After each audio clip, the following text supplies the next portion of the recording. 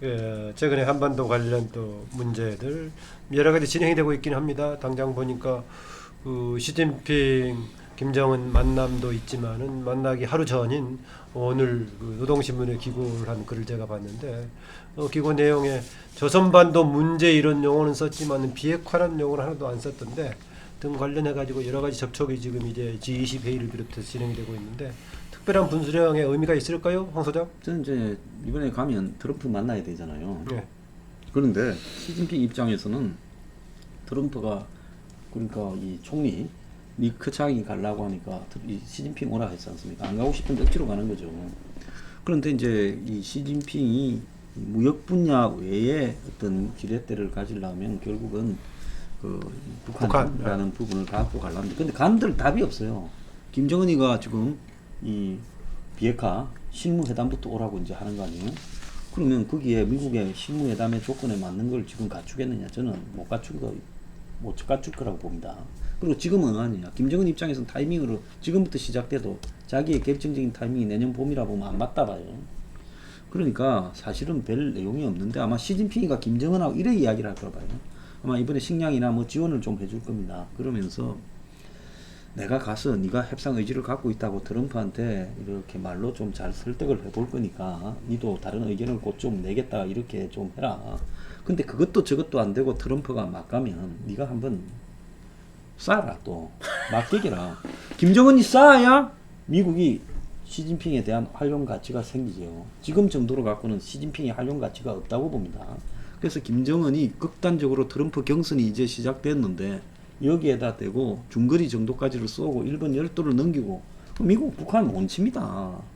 이런 상황이 있어요. 그런 상황에서 결국은 시진핑 불러서 자들 좀 쏘지라도 말게 해라. 이럴 때 이제 가치가 극대화된다고 봐요. 그러면 지금 시진핑 입장에서는 문이 걸그치는 겁니다.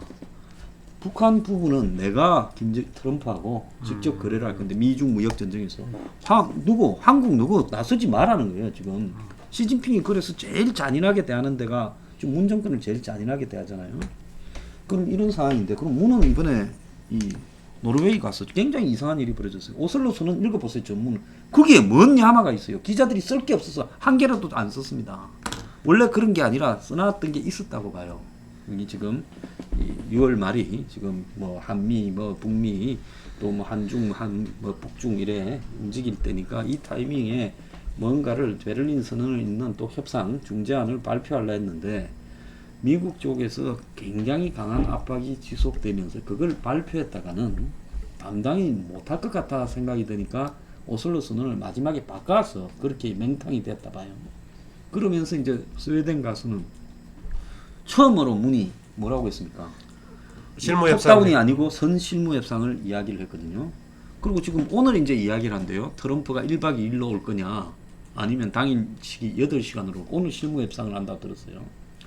그런데 미국에도 지금 교란이 일어나고 있는 게 세넨 장관이 오늘 사퇴했지 않습니까? 네. 겉으로는 옛날 가정폭력인데 실제로는 뭐 이란 문제나 북경 문제를 둘러싸고 트럼프하고도 또 트러블이 생기고 있다는 거. 국방장관 대 국방장관. 예. 그래서 미국에도 지금 교란이 굉장히 생기고 있어요. 그래서 일단 당분간의 시점에서 남북 대화는 저는 물 건너 갔다.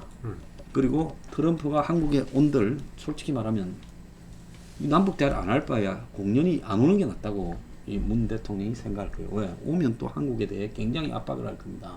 특히 지금 미국이 불법 한적에 대해서 32페이지짜리를 CNN 6월 1일 날 중국의 국방부 장관한테 줬잖아요. 그리고 최근에 보면 현상금을 걸고 불법 한적 이야기를 7번, 8번을 국방부 국무부가 강조해요. 그래서 조만간에 한국에 대해서 불법 한적에 대한 또 다른 증거가 터진다는 이야기가 지금 나오고 있어요. 그래서 미국은 중국이 이 무역 분쟁에서 계속 저렇게 뺀질거리면 한편으로는 관세로 하지만은 다른 한편으로는 불법 환적 문제를 이제 들고 중국을 치는데 거기에 걸림돌이 누군가 하면 중국이 그러면 어떻게 하겠습니까? 아니 한국도 지금 불법 환적을 지금 하는데 왜 우리만 갖고 그러냐 이렇게 지금 중국이 나오니까 어쨌든 미국이 한국에 대해서 강한 지금 워닝을 할 것 같다라는 분위기를 내가 볼 때 문 정권이 읽었다고 봅니다. 얼마 전에 성 국정원장이 미국도 갔잖아요. 그래서 지금 한국이 바짝 엎드리는 양상인데 이럴 줄 알았으면 그냥 트럼프 오지 말아 했어야 되는데 공연히 오라고 해갖고 김정은이하고 지금 남북 회담을 하려고 했는데 그런 부분에서 이제 그것도 물 건너간 분위기에서는 트럼프가 한국에 오는 게 불편하지 좋을 게 하나도 없을 것 같아요. 그래서 당분간에 뭐 6, 7월에 뭐 미국 회담이 열릴 가능성은 거의 없고 북한이 미국 쪽에 맞는 그런 이 비핵화 리스트를 제출하는 부분에 대한 실무회담 내용을 제출하지 않는 한은 미국이 실무회담에 응할 가능성도 없고요. 점점 내가 볼 때는 강경하게 배내갈 거라고 보고 있습니다. 다시요.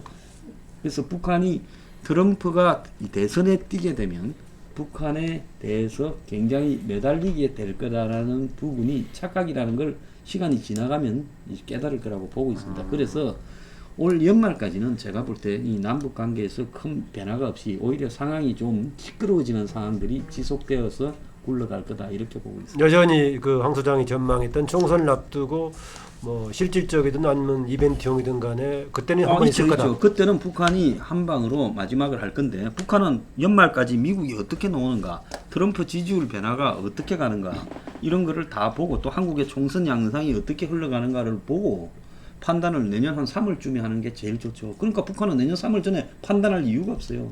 다만 시진핑이 원하면 아마 물밑으로는 겉으로는 말리는 척하고 물밑으로는 좀 쏴라 해서 이제 새로운 형태의 SLBM이든 중거리 미사일 정도든 북한이 추가적으로 쏠 가능성은 있죠. 약간 북한의 조금 강경 선택에 조금 더 힘을 실어주는 이번에 시진핑의 방문과 여러 가지 만남이다 그렇게 해석하군요. 어떻습니까? 요새 특히 그 중국 경제에 관심이 많으신데 지금 그 미중 간의 서로 간의 갈등 과정 속에서 미국이 완전한 헤게모니를 갖고 있다고 보시면 어떻습니까? 저는 뭐 완전하게는 아니어도 상당히 우위의 헤게모니를 갖고 있다. 일단 중국은 미국에 비해서 경제 외적 요인, 환경도 이야기를 하셨지만 환경, 두 번째는 인권, 그다음 인구 구조 문제 여러 가지 부분에 있어서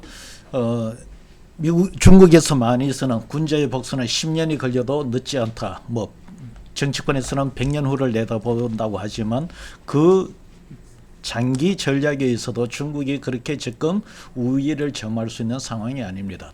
특히나 미국 세계의 공장 역할을 하는 그 원천 기술 없이 이 세계의 공장 역할을 하는 것은 동남아나 인도가 언제든지 대체할 수가 있고 실제 진행이 되고 있습니다.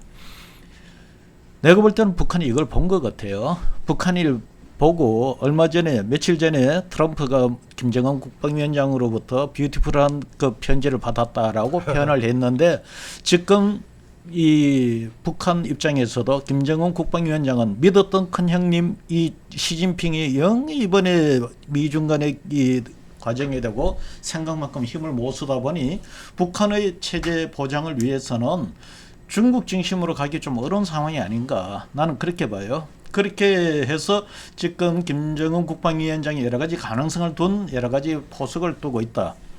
이렇게 됐을 때 제일 답답해지고 급해지는 사람은 나는 시진핑이라고 봐요. 시진핑이가 사실 10몇 년 만에 중국 정상으로서 10몇 년 만에 지금 북한을 방문한다고 하는데 저거 봐도 사실 좀 생뚱맞은 거예요. 시진핑이 지금 북한에 가서 방문을 할 이유가 뭐로 가지? 지금 뭐 북한이나 중국의 언론의 특성상 그것을 사전에 명확하게 의제를 안 밝히는 거니까 추측할 수밖에 없는데 제가 아무리 추측을 해봐도 시진핑이가 김정은 국방위원장을 만나고 이야기할 수 있는 사안이 뭐가 없어요. 예를 들어서 미국에 강경 대응하라? 지금 북한 입장에서는 경제 봉쇄가 이 통치권의 위기를 느낄 정도로까지 좋아오는 상황에서 북한이 강경 대응을 할 수가 없습니다. 그러면은 내가 볼 때는 시진핑이 그거를 요청을 못하고 그러면은 북한에 가서 미국하고 협상을 하라? 그거를 이야기하러 간다? 그걸 하러 가는 거는 굳이 가지 않고도 얼마든지 이 커뮤니케이션을 통해 갖고 의사를 전달할 수가 있다고 봐요. 굳이 시진핑이가 직접 간다는 거는 뭐냐? 시진핑 중심의 전략적 차원에서 간다고 나는 봐요. 그만큼 시진핑이 지금 궁지에 몰려가 있는 상황이다. 이렇게 되는 상황이 되다 보니 저는 중장기적으로 봐서 북한이 이 북미 이 회담을 걷어찰 수가 없는 구조로 가고 단지 그것이 그때 정치적 상황 또 각 이 국가 간의 정치 지도자들 간의 정치적 이해관계에 대해서에 따라서 완급을 조절하는 문제이지 궁극적으로는 예. 이 북미 회담은 진행시킬 수밖에 없는 상황이고 이번에 이 미중 무역 전쟁이 이것을 더 촉진시키고 있다. 저는 이렇게 봐요. 하여튼 뭐 자기 공식 방문 하루 전날 노동신문에다가 시진핑이 기고문을 냈다는 건 상당히 이례적인 현상처럼 보이긴 합니다. 네. 북한 입장에서는 제가 생각했을 때는 나름대로 상당히 외교를 잘하고 있는 것 같아요. 그러니까 지금 이번에 그러니까 지금 북유럽 가서 그러니까 문재인 대통령 입장에서는 상당히 남북 정상회담에 대한 4차 남북 정상회담에 강한 기대를 이야기를 했지 않습니까? 그런데 그때 북한 그러니까 그때 이야기할 때는 아마 남북 간에 뭔가 물밑 접촉을 통해서 이야기를 하자 만나자는 이야기가 있었겠죠. 그리고 뭐 시중에 놔둔 이야기가 24, 25, 1박 2일로 뭐 지금 뭐 제주도 정도에서 할 수도 있다, 판문점에서 할 수 있다는 이야기가 막 나돌았는데 그건 우리 희망사항이었던 것 같고 북한은 우리한테 일종의 희망 고문을 준 것 같고 그러면서도 뒤쪽으로는 일단 중국 카드를 활용한 것 같고 중국 입장에서도 아까 말씀하신 것처럼 시진핑 입장에서는 지금 트럼프가 지금 또 하나의 당면 과제가 그러니까 북한의 비핵화 문제니까 그 부분에서 중국이 북한을 지렛대로 삼을 수 있다. 그런 측면에서 서로 이해관계가 맞은 거죠. 그렇기 때문에 지금 시진핑이 전격적으로 방북을 하는 거고 그런 상황에서 지금 처음에 그러니까 시진핑의 방북 이야기가 나왔을 때만 해도 우리 정부가 상당히 좀 뜨악한 뜬금없다는 표현 상당히 조금 당하고 했는데 지금 그 관계자들 어제부터 발언 내용 보면 그 시진핑이 방북이 비핵화 협상하는데 상당히 도움이 줄 거라는 식으로 아주 긍정적으로 해석을 하기 시작한다는 거죠. 그만큼 상당히 그건 어떻게 보면 이 북한의 그 페이스 자체를 우리가 잘 몰랐다 하는 걸 아마 자인하고 있는 것 같고요. 근데 어쨌든 북한 입장에서는 지금 어차피 지난번 김정은이 이야기했듯이 이번 연말까지는 자기가 보겠다는 거기 때문에 판은 깨지는 않을 겁니다. 판은 깨지는 않을 거고 우리 아까 강 소장 말씀하신 것처럼 지금 김정은 입장에서는 지금 내년에 미국 당장 대선이 어떻게 될지 모르지 않습니까? 지금 뭐 미국 대선 여론조사 보면 뭐 지금 트럼프는 거의 가짜 여론조사 가짜 뉴스라고 하지만 지금 트럼프가 다 밀리는 결과로 그렇죠. 놀고 네. 있다는 거죠. 그런 상황도 분명히 지켜봐야 되는 거고 또 남쪽에 정치 큰 이벤트가 있다. 그렇다고 한다면 거기에서 어떤 식의 그런 북한은 어떤 자세를 취해야 될지 이런 부분들에 대한 아직까지 완벽한 그게 다 계산이 나오지 않았다. 그렇기 때문에 트럼프가 만약 재선에 대한 확신 뭐 그런 부분들이 있다고 한다면 아마 트럼프하고 뭔가를 또 딜을 하려고 하겠지만 만약에 또 정권이 바뀐다고 한다면 거기에 대한 또 나름대로 준비를 해야 되는 측면 그런 것 때문에라도 아마 지금 북한 입장에서는 상당히 지금 이것저것 잴 수밖에 없는 상황 이런 상황이라고 한다면 문재인 정부 입장에서 좀 깝깝해질 수밖에 없는 상황이다. 그래서 아까 총선과 관련해서도 대북과 관련된 것보다는 결국은 아까 경제적인 거 뭐 제2차 공공기관 이전이라든지 정부 재정 확대라든지 그런 식으로 돌파구를 열고 있는 것 같아요. 네, 김대표. 예, 어제입니까? 미국 시간으로 트럼프가 이제 재선 출정식을 했죠. 예. 그래서 이제 북핵 협상은 명실상부하게 미국 트럼프의 어떤 재선 가도와 또 우리의 또 총선 이런 부분하고 맞물려서 진행될 수밖에 없는 거고 북의 김정은 입장에서도 그 부분들을 갖다가 늘 이렇게 체크하면서 자기들의 어떤 태도를 정하지 않을까 이렇게 싶는데요. 어쨌든 지난번에 이렇게 이 하노이 노딜 예. 예, 그때 김정은이 했던 말이 셈법이 다른 것 같아 이런 이야기를 했어요.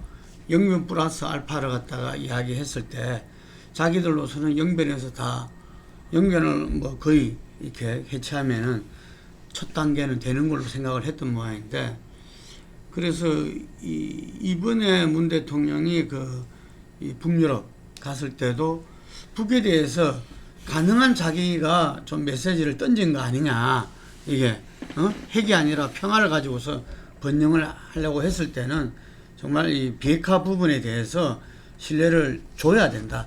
현실적으로 구체적으로 이런 메시지를 저는 던졌다고 보여지는데 그게 지금 이제 북의 입장에서는 지금 미국이나 우리나 저는 북의 김정은의 어떤 이 위원장의 어떤 결단을 기다리는 형국 아닌가 이렇게 보여집니다.